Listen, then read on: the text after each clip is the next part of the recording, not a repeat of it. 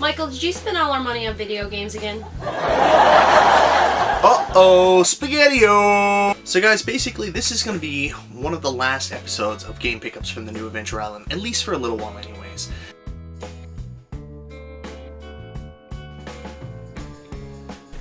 Oh,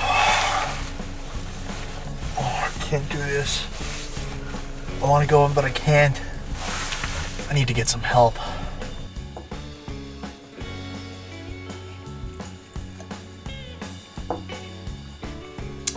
My name is Michael, and I have a problem.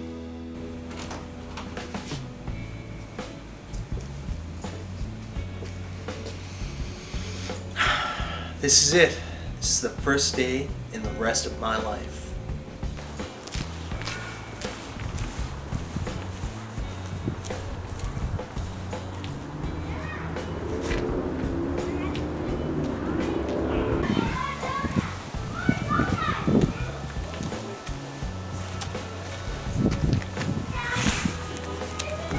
Yeah, man, I brought the money. You got the goods?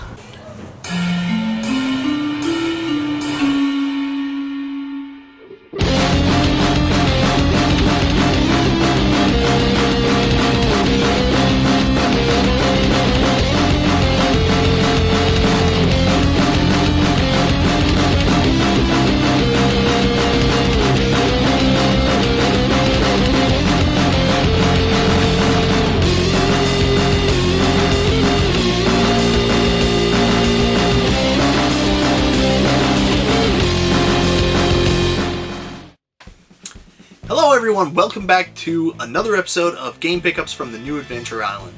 I know I said last time that it was going to be my last pickup for a while, and you know what, to the most part, I've stayed true to that. But honestly, I can't help myself. Like I mentioned, I'm an OCD collector, and I've got to pick up games, especially when they're a decent price or it's an interesting game I really want to have. But what I have done is I've started to be a lot more selective with the games I'm picking up because, like I mentioned before, I'm kind of running out of room, so I want to make sure that I'm adding the best games to my collection, and sometimes just games. So anyways, what I'm going to show you today are all the games I've picked up since the last episode of Game Pickups from the New Adventure Island. I got some really cool stuff that I'm excited to share with you. I hope you enjoy. First up is my solitary pickup for the PlayStation 2, which is actually a game I finished for the Nintendo 3DS recently, and that is Tales of the Abyss. I love the Namco Tales series, and Tales of the Abyss is one of the best games in the series. The 3DS version was absolutely excellent.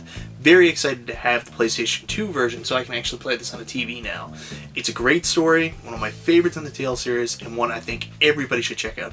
Tales of the Abyss is a fantastic game, and if you come across a copy for a good price like I did for $15, definitely pick it up. I also recently have been very interested in starting to collect a game for the Nintendo GameCube. It's getting to that point where GameCube games are getting harder and harder to find, so I'm trying to find some of the very best GameCube games that I missed actually through my collection growing up. One of which, of course, was Pikmin. Pikmin is just a super fun game. Never really played a Pikmin game before, but I recently just picked up Pikmin 3 for my Wii U, and I wanted to explore back into the series. So I've been looking for Pikmin for a while, and I finally picked up a copy. It's a fun game, very interesting, where you can control your squad of Pikmin. A lot of fun. If you've never tried Pikmin before, and you're interested in just an absolute beautiful experience, Pikmin is probably the game for you. Next up is a game that a lot of people will be absolutely shocked I didn't already have in my collection, but it's actually the only game in the series I didn't own as well, and I don't know why I didn't pick it up as I was gaming along, because I'm a huge fan of this series, and that is Mario Kart Double Dash on the GameCube, which arguably, most people say, is probably one of the best versions of Mario Kart that's available today. I put this into my system the other day, and I gotta tell you, I'm a huge fan. It has all the great Mario Kart action we grew up with, of course with the addition of the two players. That's an interesting dynamic. The only thing I don't really like is kind of the change into cars away from the kart series, but still, it's a lot of fun. It's a beautiful game, and one I really regret not playing sooner. Mario Kart Double Dash, super fun. Now, most people know I'm a huge fan of Square Enix, but mostly Square on the PlayStation 1, or PlayStation. So anyways, I have most of the Square PlayStation role-playing games, but there's a couple I missed out on, and there's a couple I've been looking for an extremely long time that I've heard are just fantastic. I've been lucky enough in the last little while to pick some of those games up. Brave Fencer Musashi is an absolutely brilliant game. If you haven't played this game yet, you're doing yourself a grave injustice. It is just so much fun, and the lead character is fantastic.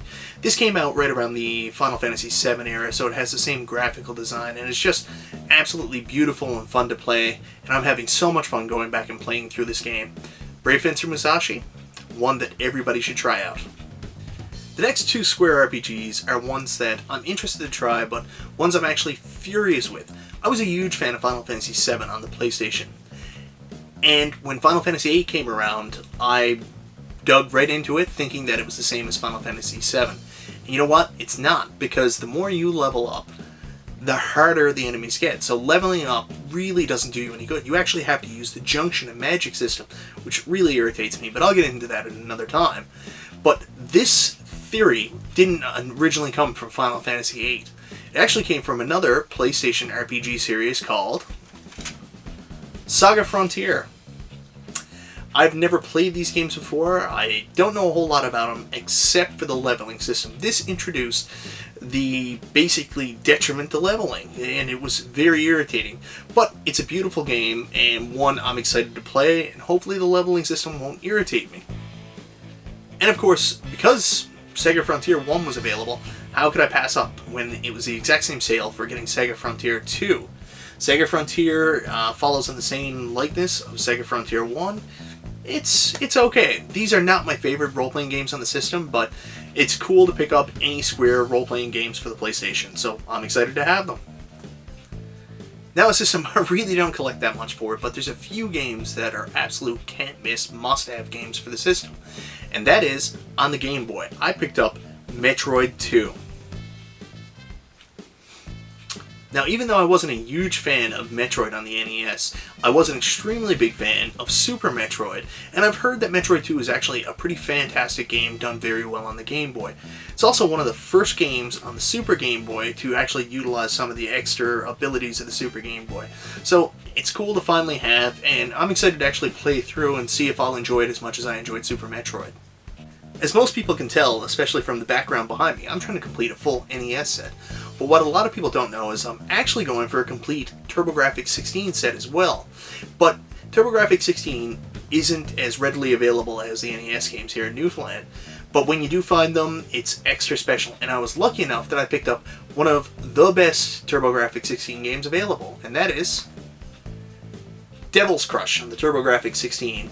Devil's Crush is just a phenomenal pinball game, made in the same mold as Alien Crush, which most people know is just fantastic, but Devil's Crush is arguably the superior game in the series. If you're a fan of pinball, this is probably one of the best games you could possibly get, and a must-own for any TurboGrafx 16 owner. Talked a little bit about this earlier on in the episode, but going into the PlayStation 1 era, I was a huge fan of role-playing games. I played mostly all of the role-playing games on the PlayStation 1. My very next system I got after that was the Sega Dreamcast.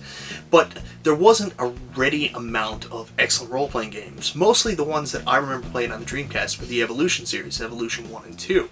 But a game I missed out on, and I'm very excited to finally have a copy so I can play through now, is Skies of Arcadia on the Dreamcast.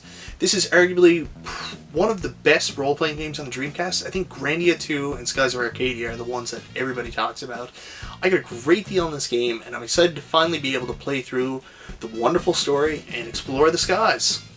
Another system I'm very keen on collecting for, because there's so few of these games actually released, is the Sega 32X. And by the looks of it, I think I might be going for a complete collection. But the 32X is an interesting one. It's one of the only Sega systems I didn't have growing up. So it's one of the ones that for some reason I'm the most excited about collecting for nowadays. And whenever I see a 32X game at a really good price, I have to pick it up. I was recently in Keeb's hometown of Marystown, and I went to Peninsula Video Games. And they had two 32X games on the shelf for $5 a piece that I absolutely need. First up is Motocross Championship. Now, arguably, I don't think this is going to be the kind of game that I'm super interested in. It's basically just motocross racing, and that's something that doesn't really interest me, but hey, I'll give it a try. Anything on the 32X I'm interested in playing, especially when it's a decent price. So Motocross 32X Complete in Box is now added to my collection. Cosmic Carnage is a fighter. Now, I'm not the biggest fighting fan in the world, but I've heard some okay things about Cosmic Carnage, and again, there wasn't that many great games for the 32X, so I'm interested in trying to get my hands around this and seeing if it'll be interesting. It's your typical fighter, which was popular at the time in the vein of Street Fighter and Mortal Kombat, but anyways, it's an interesting game to own on the 32X. Now, here's one I'm actually really excited to have. This is an absolute must for any Sega CD collector, but I didn't get the Sega CD copy, so to speak. I actually found a copy of this available online through eBay, and it was actually $7, shipping included. I didn't get the box, but I did get the manual to Night Trap and the 2 discs for the 32X. So now I have Night Trap on the 32X, and I don't know if it really makes any difference, but the video quality is not super good, and this game's not wonderful, but I love these early 32X movie-based games. It's just so ridiculous, and it's actually kind of cool watching the house and going from room to room, and the story's going on the whole different time. So it's an interesting game, one I'm definitely going to play a bit just for the ridiculousness of it, but again, another 32X game that I had to add to my collection at a good price. Speaking of the Sega CD, this was also something that I just couldn't turn down. I have Shining Force CD, which is one of the games I absolutely had to have as a collector. And of course, with Shining Force CD, it's very difficult to play and continuously play it unless you can save. And essential to that is having a Sega CD RAM backup card, which makes saving super easy, and it's great that you can actually play through the entire game. So I'm excited to finally have a Sega CD RAM backup card. And the coolest thing is, it's even in the box. And I don't know if you noticed this, but it's kind of cool that it actually comes in a long box. Even though this is cardboard, it's still the same size as a Sega CD jewel case, which is pretty cool. Genesis does. But in this case, it doesn't. Shaq Fu. I think everybody needs to have a copy of Shaq Fu. From what I'm told, the game isn't actually all that terrible. Why it's made fun of more so than anything else is the fact of Shaq's involvement. I mean, how ridiculous is it that he would be in a game? People say this is the worst game ever. I've played it a little bit. I don't know if it's the worst game ever, but it's definitely not something that's great. But definitely, I think as an oddity, something everybody should at least have a copy of. And it's cheap enough so you can pick it up pretty easily. Fatal Labyrinth on the Sega Genesis. I'm not a big fan of dungeon crawler games. I know I'm probably going to be killed for saying that, but I am not a big fan of dungeon crawling games. I can be if they're done well, but from what I've been told, and I know Mike Gartner would agree, Fatal Labyrinth is not a fantastic game on the Sega Genesis, but it came in a pack, and it was in really good shape, so I had to pick it up. Fatal Labyrinth on the Sega Genesis. Definitely not getting my seal of approval. I also picked up a copy of Mickey Mouse and Donald Duck in World of Illusion. I'm a huge fan of Castle of Illusion starring Mickey Mouse, and I was hoping that this game would be in the same vein. While it kind of is, it's definitely not the same caliber of game. It's okay, and it's definitely something that it's okay to have and it's okay to play, but definitely not as good as Castle of Illusion. Mickey Mouse, Donald Duck in World of Illusion. A little earlier I said I'm not a big fan of dungeon crawlers, and that's mostly because a lot of them I find are repetitive and not done well, but sometimes they can be done well, and an example of that is Shining in the Darkness. Another example of the Shining series, not an official Shining Force game, but Shining in the Darkness is a fun dungeon crawler. It's very exciting and very well done for an early Genesis game. Shining in the Darkness gets a high score on my books. Not an amazing game, but definitely a good game to play, and one everybody should own for the Genesis, or at least on the PlayStation 3 through Sonic's Genesis Mega Collection. It's there, definitely give it a try. I'm a huge fan of the Ys series, even the games that aren't done well, but when I saw this, I couldn't possibly turn it down. Ys 3 on the Sega Genesis. I now own both Ys 3 on the Genesis and the Super Nintendo. The only version I don't own is the one I want the most, and that's for the TurboGrafx 16 CD. Ys 3 was a departure from the series' normal overhead look and actually went to a side-scroller, but unlike The Legend of Zelda 2, The Adventure of Link, this is not a wonderful transition. It's done okay, And realistically, I think the Genesis version, maybe action-wise, is a little bit better than the Super NES version, but music and graphically, it definitely doesn't compare. But still, an interesting game to own, and hey, Renovation, they do fantastic stuff on the Genesis. Uncommon Genesis game, Saint Sword by Taito. Saint Sword is a really interesting side-scrolling platformer on the Sega Genesis. If you're a big fan of some of Taito's earlier works, or maybe some of the action in the ActRaiser series, Saint Sword may indeed be the game for you. Very fun to play, not really that easy to find, but if you do find a copy, definitely pick it up. Of all the movies to make into a game, you're going to make Danny Glover in Predator 2 into a Sega Genesis game. But the funny thing is, this is actually a pretty decent game. It's an overhead action game that's pretty fun. It's actually very hard, but fun game. And that's something the Genesis doesn't get a lot of credit for. A lot of their movie adaptation games are actually really good. Space Harrier 2. Now we're talking good stuff. Space Harrier 2 is more of your on-rail shooter, but it's actually done very well and colorful on the Genesis. It probably doesn't hold all the greatness of the original Space Harrier, especially some of the other Space Harrier ports, like the one on the TurboGrafx 16, which I really enjoy as well, but Space Harrier 2, so far from what I've played, is a very fun game, and one I love having in my collection. Very excited I found this, and especially that I found it at a good price. I'm very fortunate to have found a copy of the following game, Shinobi 3 on the Sega Genesis. I have The Revenge of Shinobi, I have Shinobi on the Sega Master System, but for me, the one I enjoy the most so far is in fact Shinobi 3. Maybe it's not the best game in the series, but it definitely has the best graphics and music.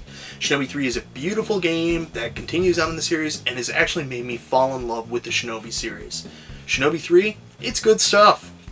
So, as you all know, I'm very good friends with Keeb the Joking Gamer, who I'm more so call by his real name, which is Chad. And about a year ago, me and Chad met up and hung out for the first time after we found out we both lived in Newfoundland. And before we met up, he said, hey, do you want to do some kind of trade? So we talked about a trade where he was going to trade me a specific Sega Genesis game.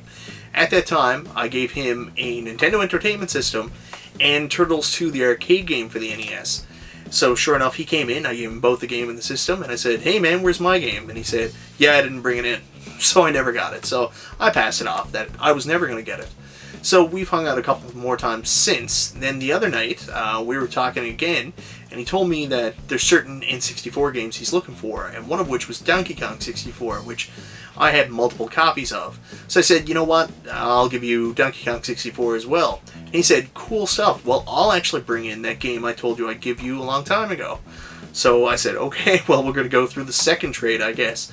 And I'm going to be honest with you, I really kind of didn't expect him to bring it in, but he surprised me, and he always surprises me, because he actually brought it in, and now I have one of my favorite Sega Genesis games in my collection. It's my favorite now. I never played it before, but I love it now. Hyperstone Heist is everything that you like about Teenage Mutant Ninja Turtles 2, the arcade game, and Turtles in Time, added into one really interesting package. The best way to explain it is the levels are a little bit longer, and it's not based off an arcade game. It takes elements from both the other arcade games and makes its own unique game, and it's actually a wonderful experience because of that. The fighting mechanics are the same and as solid as they are in Teenage Mutant Ninja Turtles, Turtles in Time. The music, that's one area where I'm going to put it down a little bit because it seems to use the same tracks over and over again and doesn't have the different musical tracks that Turtles in Time did have, but still, the versions on the Genesis of the Turtles in Time tracks and the Turtles tracks are done exceptionally well.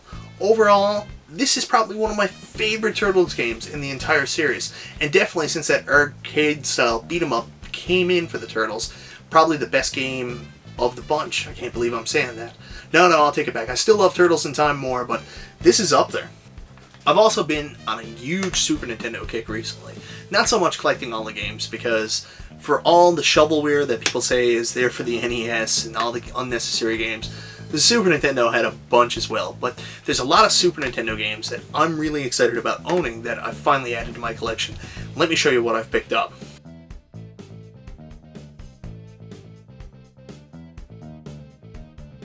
Like a lot of people, I've been really hooked on Metal Jesus Rock's recent series of Super Nintendo hidden gems, and there's a couple games that he's mentioned that I absolutely, after seeing them, I had to have, especially knowing that I could get them at a good price because they're not overly expensive games.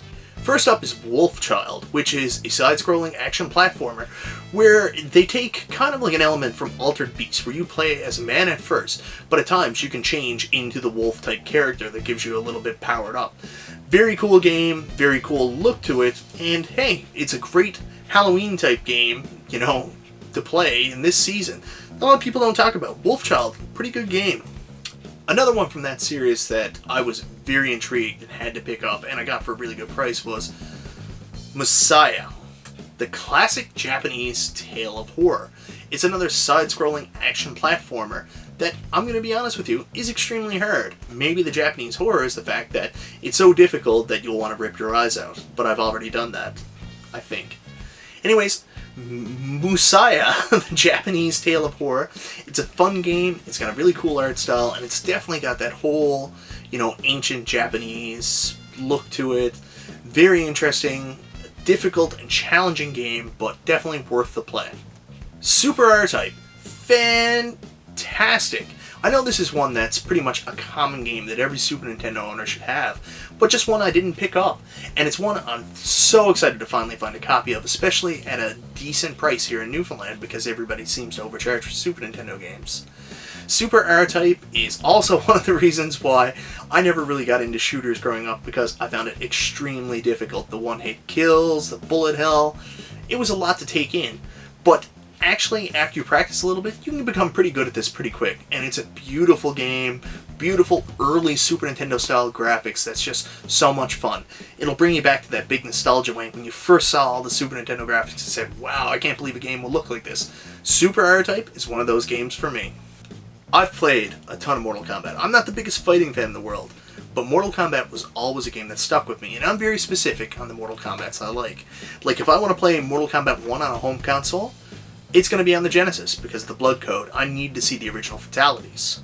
But when it comes to Mortal Kombat 2, I know there's a huge debate on which one's the best one. And a lot of people will say Genesis about its quickness. Some people will say 32X, but for me, there's only one copy, and that is Mortal Kombat 2 on the Super Nintendo. I actually had Mortal Kombat 2 on the Super Nintendo growing up, but for some reason, when I was in my mid-20s, it was my friend's birthday, so I decided to give him my absolute mint and beautiful box copy. And it wasn't until recently that I actually found another copy to pick up. Sure, you see it a lot, but for some reason, people always think it's a $20, $25 game for some reason around here. But anyways, I found a copy for $5, and I couldn't say no. I finally have Mortal Kombat 2 back in my collection on the Super Nintendo, so I can finally play it sensible again, instead of having to play the ridiculous Sega Genesis version, which is horrible, or the 32X version, which I also think is just as bad. For a system that's supposed to be 32X, I don't know how they can't even come close to the Super Nintendo. Okay, so I'm not even gonna try to say this is a good game. It's one I saw in an AVGN review, and it's one I've always been interested in just to play to see if it is actually all that bad.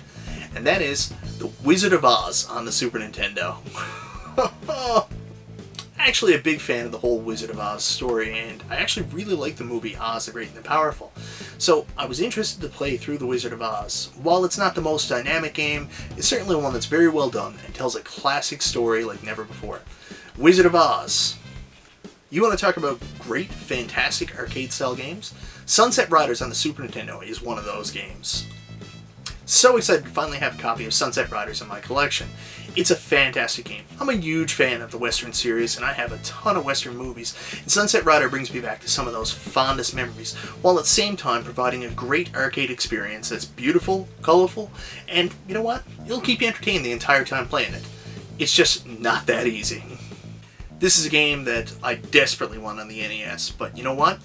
If there's a second system that I'm going to have it on, I think I have it on the best, and that is Battletoads Double Dragon on the Super Nintendo.